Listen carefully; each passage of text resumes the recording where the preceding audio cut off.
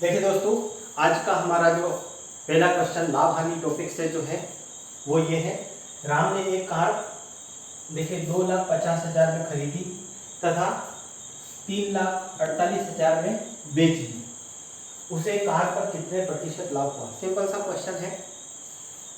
लाभ हानि का जो बेसिक है उसी के फर्स्ट फॉर्मूले पे, या उस फॉर्मूला क्या कह सकते हैं, हमारे पास में एक कॉन्सेप्ट है कि इतने में खरीदी और इतने में बेच दी, तो ऑब्वियसली ज़्यादा में बेची है तो उसको फायदा ही हुआ है। तो लाभ हुआ है वो हम देख लेते हैं, लाभ कितना हुआ है और उसको प्रतिशत में भी ज्ञात कर देंगे, ठीक है ना। अब देखिए इसमें क्या है कि पीछे के 3 जीरो के ऊपर आप ध्यान लिख दीजिए, दोनों के दोनों ही है, क्योंकि लाभ जो होगा वो भी 1000 के अंदर ही आ जाएगा। तो इसको हम पर हटा देते हैं। जस्ट देखते हैं 250 में खरीदी और 348 में बेच दी, तो फायदा कितने को हो रहा है? देखिए यहाँ पर 300 होने में 50 ज़्यादा है और 348 यानी कि 98 ज़्यादा है। लाभ कितने का हुआ है? 98 पे, 98 रुपीज़ का या 98,000 रुपीज़ का हुआ है। कितने पे हुआ? 250 पे, ठीक है ना। तो अगर इसको 100 में से निकालेंगे तो कितना आ जाएगा? यही प्रतिशत है हमारा, 0 से 0 कर दिया। और देखिए इसको काटने का थोड़ा मैं आसान तरीका बताता हूँ। वैसे तो आप इसको 4 बार और इसको काट सकते हैं, 10 बार काट सकते हैं, ठीक है ना, 25 से। लेकिन हमें क्या करना है? हमें 25 से इसको काटना है। 25 से 100 को काट दिया 4 बार, इससे हमारी कैलकुलेशन क्या थोड़ी आसान हो गई। जब भी नीचे डिनोमिनेटर में 0 आता है तो उसे काटना नहीं है, क्योंकि ये क्या है, कैलकुलेशन करने में आसानी होती है, पॉइंट आराम से आसानी से लगा सकते हैं। देखिए 4 को 98 से मल्टीप्लाई करना है, तो मैं क्या करता हूँ, यहाँ पे 100 मान लेता हूँ, ठीक है। 100 को 4 से मल्टीप्लाई करेंगे तो 400 आ जाएगा। क्योंकि ये 100 में से कितना 2 कम है, तो हम 4 को क्या 2 से भी मल्टीप्लाई करेंगे, जितना कम था, और 4 से मल्टीप्लाई जो नंबर कम है उसको हमने 4 से मल्टीप्लाई करके 400 से माइनस कर देंगे, क्योंकि यहाँ पे हम 100 मान रहे हैं और 4 से मल्टीप्लाई कर रहा है तो 400 आ रहा है। 400 में से 2 कम था तो 4 को 2 से मल्टीप्लाई किया 8, तो यहाँ पे कितना आ जाएगा? 400 में से 8 माइनस किया तो 300 और 52 डिवाइडेड बाई 10 से डिवाइड कर देंगे, नीचे 1 जीरो बचा हुआ है, 39.2%। ये हमारा आंसर आ जाएगा। देखिए कहाँ पे, ये तो कितना आसानी से हमने कर दिया। तो जब भी कैलकुलेशन करें तो इसमें कुछ ऐसा आइडिया लगाएं जिससे कैलकुलेशन क्या हमारी फास्ट हो जाए। ऐसे अननेसेसरी बहुत कॉम्प्लिकेटेड कैलकुलेशन नहीं करनी, थोड़े आइडिया लगाने।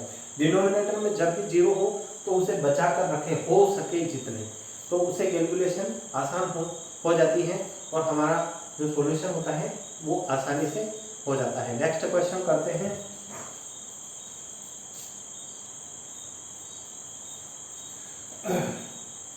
देखिए दोस्तों, नेक्स्ट क्वेश्चन हमारा है कि इसमें एक व्यक्ति कुछ वस्तुएं P प्रति दर्जन के भाव से खरीदता है, ये उसका क्रय मूल्य है, P प्रति दर्जन के भाव से खरीदता है तथा P/8 प्रति वस्तु के भाव से बेचता है। बेच रहा है वो प्रति वस्तु है, और जब खरीद रहा है तो दर्जन के भाव से खरीद रहा है, ठीक है ना। तो क्रय मूल्य जो है वस्तु का, क्रय मूल्य 1 दर्जन का, 1 दर्जन का जो है क्रय मूल्य 1 दर्जन का, ठीक है ना। 1 दर्जन का क्रय मूल्य कितना है? P rupees P। 1 दर्जन का मूल्य कितना है?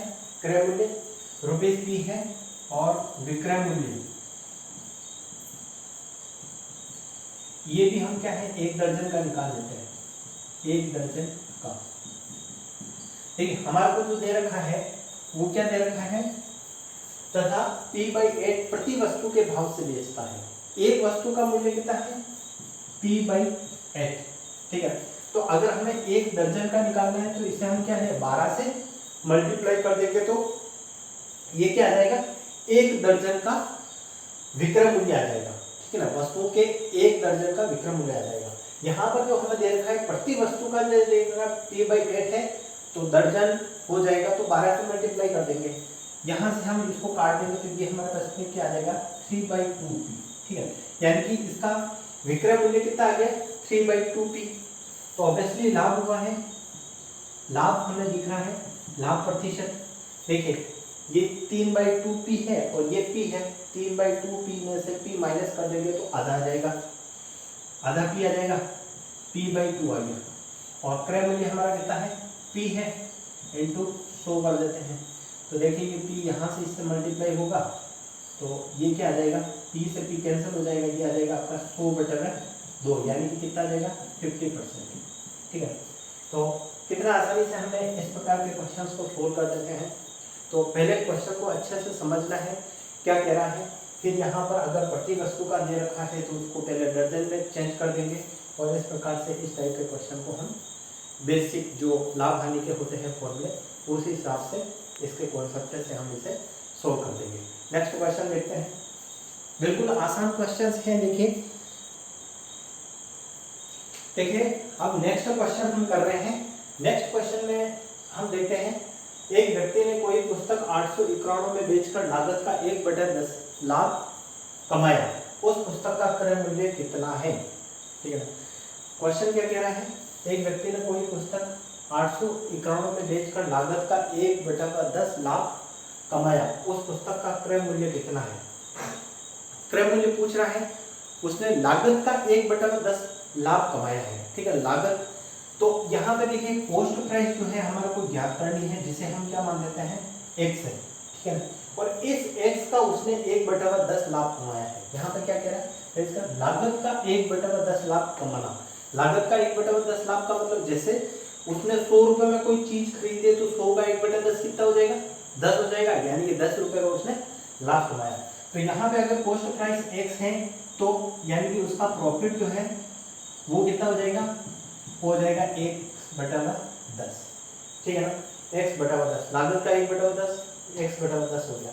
ठीक है ना, तो एक व्यक्ति ने ये इतने में बेची, इतने में बेची। देखिए एक्चुअली होता क्या है, अगर हम कॉस्ट प्राइस और प्रॉफिट को जोड़ देते हैं तो वो किसके बराबर होता है, वो हमारे सेलिंग प्राइस का बराबर होता है। ऑब्वियसली लाभ कमा रहा है तो कुछ प्रॉफिट कमा कर ही लाभ कमा रहा है, तो यहाँ पे कॉस्ट प्राइस प्लस प्रॉफिट, ठीक है ना, ये किसके बराबर हो जाएगा, ये हमारे सेलिंग प्राइस के बराबर हो जाएगा। ठीक है, तो यहाँ पर हमारे पास में कॉस्ट प्राइस x है, प्रॉफिट हमारे पास में x/10 है, बराबर सेलिंग प्राइस हमारे को कितनी दे रखी है 891, ये दे रखी है 891। ठीक है, अब देखिए 10 और 1 11x हो जाएगा, 11x/10 बराबर 891। देखिए 11 से ये 89 जो है एक तो 8 बार कट गया, यहाँ पे 11 बच गया, एक बार गया, यानी कि 11 से पूरा ये 81 टाइम्स कर दिया। ये जीरो उधर जाएगा तो x बराबर कितना आ जाएगा 810। ठीक है, 810 रुपीज आ जाएगा, सी आंसर सही हो जाएगा। बिल्कुल आसान है। ठीक है ना, क्वेश्चन को अच्छे तरीके से समझना है। यहाँ पर क्या दे रखा है, व्यक्ति ने इतने में बेचा है तो सेलिंग प्राइस दे रखी है हमारे को, और लागत जो भी कॉस्ट प्राइस थी, कॉस्ट प्राइस नहीं दे रखी है तो नहीं दे रखी है, उसको x मान लेते हैं, एज्यूम कर लेते हैं x। ठीक है ना, और फिर इस प्रकार से हम उसका इक्वेशन बना के और इस क्वेश्चन को सोल्व कर लेते हैं। लाभ कॉस्ट प्राइस में लाभ हम जोड़ देते हैं तो वो सेलिंग प्राइस के बराबर हो जाता है। इस प्रकार से ये हमारा आ जाएगा। बिल्कुल आसान क्वेश्चन है। ऐसे छोटे छोटे क्वेश्चन पिछले एग्जामों में आ रखे हैं। अगर आप ध्यान से क्वेश्चन को समझें तो इस प्रकार के सारे क्वेश्चन को आसानी से सोल्व कर सकते हैं। नेक्स्ट क्वेश्चन हम देखते हैं। चलो दोस्तों, अब हम ये क्वेश्चन सोल्व करते हैं। इसके अंदर देखिए आप, क्वेश्चन क्या लिखा हुआ हमारा, ये कि 2.5 प्रति पेंसिल की दर से पेंसिलें बेचने पर, ठीक है ना, प्रति पेंसिल के मूल्य जो है वो कितना है 2.5 रुपीज है। बेचने पर विनोद को 110 रुपए का लाभ होता है। ठीक है, विनोद जो है 110 रुपए का लाभ कमाता है। प्रति पेंसिल को वो 2.5 के हिसाब से बेचता है। इतनी ही पेंसिल है जितनी की पहले थी, अगर वो इस भाव से बेचे, अब उसकी प्राइस जो है, बेचने की प्राइस जो है वो 1.75 हो गई। पहले कितनी थी 2.5 थी। बेचने पर उसे 55 रुपए की हानि होती है। सेकंड कंडीशन में उसको हानि हो रही है और फर्स्ट कंडीशन में उसको क्या है, प्रॉफिट हो रहा है। देखिए फर्स्ट को कंडीशन में उसको कितने का प्रॉफिट हो रहा है 110 का। ठीक है, सेकंड कंडीशन में उसको हानि हो रही है 55 की, और दोनों ही कंडीशन में वो क्या है, माल को बेच रहा है, यानी कि हमारे को सेलिंग प्राइस दे रखी है।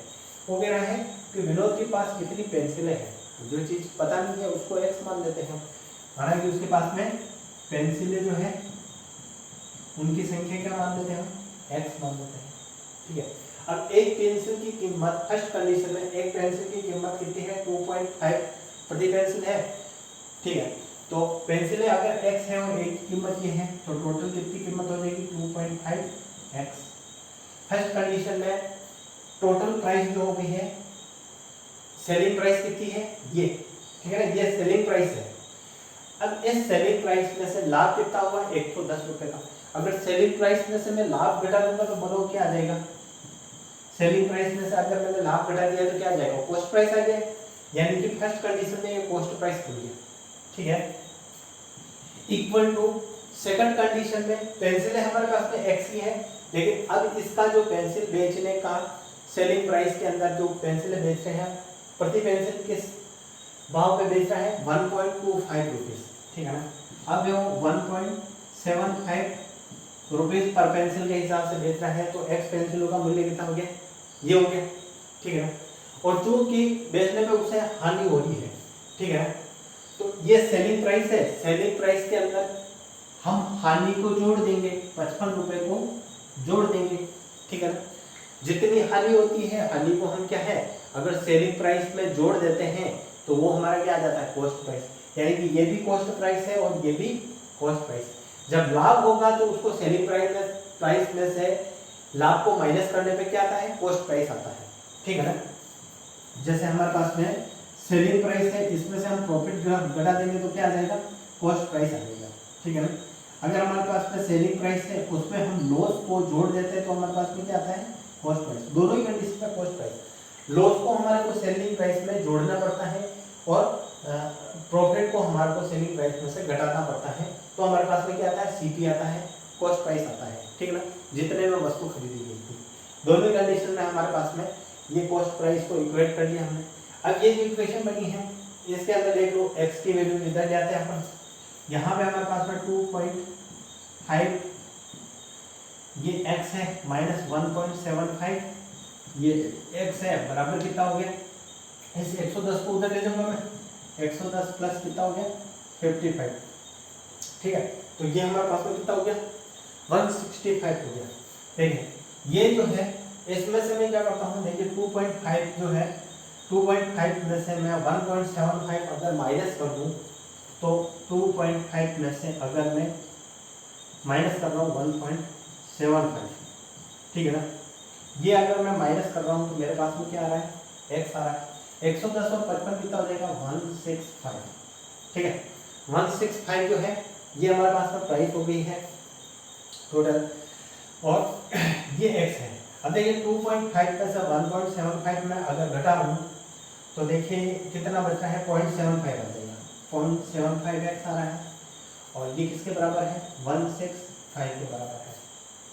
अगर यहाँ से मैं इस पॉइंट को उड़ा दूँ तो नीचे 100 आ जाएगा, ये कट जाएगा इससे, ये 3/4 है ऑब्वियसली, ठीक है, 3/4, 4 ऊपर चला जाएगा, तो x बराबर कितना जाएगा, 165 इंटू 4/3, 3 से इसको काट देते हैं 165 को, तो एक बार तो 5 3 15 और फिर से 5 3 15, यानी कि हमारे पास में x की वैल्यू क्या आ गई, 55 इंटू 4, x बराबर 50 से 4 को मल्टीप्लाई करेंगे 200 और 5 से करेंगे 20, यानी कि कितना गया, 220, ठीक है ना। ये हमारे पास में कितनी पेंसिलें हैं, 220। तो इस प्रकार से हम इस टाइप के क्वेश्चंस को, जिसके अंदर हमारे को सेलिंग प्राइस दे रखी है और उसमें लाभ और हानि का 2 कंडीशंस दे रखी है, तो हम उसको दोनों तरफ कॉस्ट प्राइस बना लेंगे, इक्वेट करेंगे, और इस प्रकार से हम इस टाइप के क्वेश्चंस को आसानी से सॉल्व कर सकते हैं। नेक्स्ट क्वेश्चन पे जाएं। अगर इस टाइप के क्वेश्चंस में अगर आपको कोई प्रॉब्लम आ रही है जो मैं यहाँ पर बता रहा हूँ और ये वीडियो देखने के बाद में आपको समझ में नहीं आता है, तो आप कमेंट सेक्शन में कमेंट करके ज़रूर बताएं, जिससे मैं इसका और भी कोई आसान तरीका होगा तो वो आपको बताने की कोशिश करूँगा।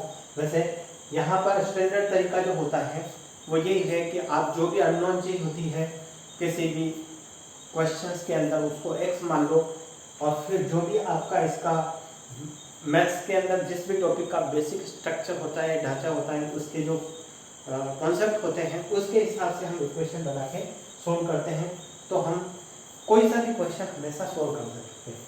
ये हमारी इनिशियल कंडीशन है जिसके अंदर हम इस टाइप से क्वेश्चंस को सोल्व करते हैं। जब आपको ये बेसिक कॉन्सेप्ट के इस टाइप के क्वेश्चन पता चल जाते हैं तो फिर हम इसके अंदर थोड़ा एडवांस तरीके इस्तेमाल करते हैं, जो मैं आपको बाद की वीडियो में बताऊंगा। लेकिन अगर आप नए हैं तो आपको पहले इस तरह के बेसिक कॉन्सेप्ट के तरीके हैं ना, वो सीखने ही चाहिए। और अगर आप पटवारी वगैरह की तैयारी कर रहे हैं तो उनकी दृष्टि से ये तरीके आपको बहुत ही शूट करेंगे और बहुत ही अच्छे तरीके हैं। इस कारण से इसके ऊपर आप वर्कआउट जरूर करें। नेक्स्ट क्वेश्चन पर चलते हैं। देखिए अगला क्वेश्चन जो हमारा है ये बहुत ही अच्छा क्वेश्चन है, ठीक है। इस टाइप के क्वेश्चन जो होते हैं अक्सर एग्जाम में पूछे जाते हैं। अगर इस क्वेश्चन को हम सोल्व करें तो पहले इसको हम बहुत अच्छे से समझेंगे। क्वेश्चन क्या कह रहा है, देखिए एक व्यक्ति ने एक घोड़ा तथा एक गाड़ी 20,000 में खरीदे, ठीक है ना। एक घोड़ा और एक गाड़ी खरीदे, एक घोड़ा खरीदा है, एक गाड़ी 20,000 में खरीदे। उसने घोड़े को 20% लाभ पर बेचा, ठीक है ना। घोड़े को कितने 20% लाभ पर तथा गाड़ी को 10% हानि पर बेच दिया। खरीदा कितना था 20,000 तक, दोनों ही खरीदे। एक को उसने 20% लाभ पर बेच दिया घोड़े को, और गाड़ी को उसने 10% हानि पर बेच दिया। इससे उससे क्या हुआ, इस प्रकार उसे कुल सौदे में 2% का लाभ हुआ। तो पूरा दोनों का जो ट्रांजैक्शन हुआ उसका बेचने में 2% का लाभ हुआ। ये कह रहा है घोड़े का क्रय मूल्य कितना है, ठीक है। घोड़े का क्रय मूल्य हमारे को ज्ञात करना है। तो सबसे पहले तो देखिए इसके अंदर हमारे को घोड़े का क्रय मूल्य ज्ञात करना है। तो क्रय मूल्य हम क्या मान लेते हैं, घोड़े की कॉस्ट प्राइस जो है वो हम मान लेते हैं ₹X है, ठीक है। ₹X हमने मान ली घोड़े की ₹X है। घोड़ा और गाड़ी दोनों 20,000 में खरीदे थे। तो घोड़े को अगर ₹100 माना है हमने, तो ऑब्वियसली गाड़ी की जो कॉस्ट प्राइस होगी, गाड़ी की कॉस्ट प्राइस या क्रय मूल्य इसको अपन बोल सकते हैं, वो कितनी हो जाएगी। मैं क्या करता हूँ, टोटल दोनों का जो है 20,000 है, इसमें से मैंने x माइनस कर दिया, ठीक है। घोड़े की कीमत अगर ₹100 है तो गाड़ी की क्या हो जाएगी, 20,000 में से x माइनस कर देते तो गाड़ी क्या जाएगी, क्योंकि दोनों की मिला की 20,000। तो ये तो हमारे पास में दोनों की कॉस्ट प्राइस है। अब वो क्या है, एक को घोड़े को 20% लाभ पर बेच रहा है और गाड़ी को 10% हानि पर बेच रहा है। तो मेरे को एक बात बताइए कि ये इसकी सेलिंग प्राइस हो जाएगी 20% लाभ पर बेच रहा है, तो घोड़े की सेलिंग प्राइस क्या होगी, घोड़े की सेलिंग प्राइस हो जाएगी, देखिए x का 120%, ठीक है। x का 120% जो है वो तो घोड़े की सेलिंग प्राइस हो जाएगी, प्लस हम जोड़ देते हैं गाड़ी को वो 10% हानि पर बेच रहा है, ठीक है ना। गाड़ी को 10% हानि पर बेच रहा है, तो इसकी कॉस्ट प्राइस क्या है, कॉस्ट प्राइस तो है इसकी 20,000 माइनस x, ठीक है ना। का अगर मैं 90% निकाल लूँ, क्योंकि 10% हानि पर बेच रहा है, तो ये क्या आ जाएगी, ये गाड़ी की सेलिंग प्राइस आ जाएगी। ये तो है घोड़े की सेलिंग प्राइस, ये है गाड़ी की सेलिंग प्राइस। ये दोनों सेलिंग प्राइस है घोड़े और गाड़ी की। ये गाड़ी की सेलिंग प्राइस होगी, 90% पे बेच रहा है क्योंकि हानि पे बेचता है, और ये अपने घोड़े की सेलिंग प्राइस आ गई। अगर इसमें से मैं टोटल कॉस्ट प्राइस क्या है, दोनों को खरीदा कितने था 20,000 में। अगर मैं दोनों में से 20,000 माइनस कर देता हूँ, ये तो है घोड़े की सेलिंग प्राइस और ये है गाड़ी की सेलिंग प्राइस। ये हानि पे बेचा है 10% पे और ये लाभ पे बेचा है। दोनों को मैं जोड़कर अगर कॉस्ट प्राइस माइनस कर दूं, ये दोनों ही सेलिंग प्राइस है, जो उसके अंदर लाभ या हानि हुआ है दोनों ही हमने निकाल के, इसमें से अगर मैंने 20,000 माइनस कर दिया है, तो ये हमारे किसके लाभ के बराबर आएगा। लाभ हमारे को कितना दे रखा है 2%, यानी कि कॉस्ट प्राइस जो है 20,000 का 2% हमारे को लाभ दिया है। या मैं यहाँ पर लिख ही देता हूँ 20,000 का 2%, ये हमारे को लाभ दे रखा है। अब इस क्वेश्चन को इक्वेशन को हम सोल्व करेंगे, ठीक है ना। तो पहले तो देखिए 120% अगर x का निकाले हम तो क्या हो जाएगा, प्रतिशत 100 नीचे आ जाएगा, यानी कि ये कितना आ जाएगा हमारे पास में 6/5x, ठीक है। इसकी वैल्यू 6/5x आ गई, प्लस यहाँ पर मैं 90% निकाल रहा हूँ, यानी कि इसको क्या 9/10 कर दूँ, 9/10 कर देंगे तो यहाँ पर ये हमारे पास में माइनस आ जाएगा, देखिए -9/10x, ठीक है ना। ये माइनस का है, इसका आंसर 9/10x आ जाएगा। और यहाँ पे हमारे पास में 20,000 है, इसको 9/10 से मल्टीप्लाई करेंगे तो एक तो 10 से 0 कट जाएगा, और इस 9 से ये 2 मल्टीप्लाई होगा तो ये तो प्लस का आ जाएगा, 9 से 2 मल्टीप्लाई होगा तो 18, और एक 0 तो कट जाएगा नीचे 10 से, और यहाँ पर क्या है 3 0 आ जाएंगे, 18,000 आ गया, ठीक है।